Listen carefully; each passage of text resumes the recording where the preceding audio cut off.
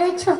મારા ગુરુજનો, મહેમાનો, ગામના વાલીઓ તથા મારા વાલા વિદ્યાર્થીઓ, ભાઈઓ અને બહેનો, હું આજે 15મી ઓગસ્ટના શુભ દિવસે રાણી લક્ષ્મીબાઈ વિશે બે શબ્દો રજૂ કરીશ। आशा રાખું કે आप सब મારી વાતને શાંતિથી સાંભળશો।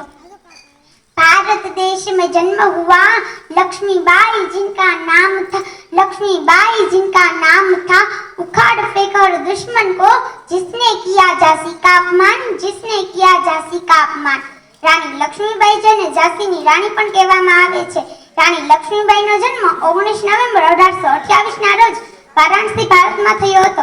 તેમનું મણિકર્ણિકા હતું। બાદમાં તેમના લગ્ન ઝાંસીના રાજા ગંગાધર રાવ સાથે થયા હતા અને રાણી લક્ષ્મીબાઈ તરીકે ઓળખાયા હતા।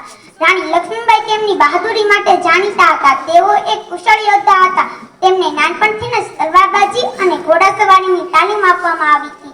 जिसने नारी के लिए अबला शब्द पढ़ा है शायद उसने झांसी की रानी को नहीं पढ़ा है। चमक उठी सन 57 में वो तलवार पुरानी थी खूब लड़ी मर्दानी वह तो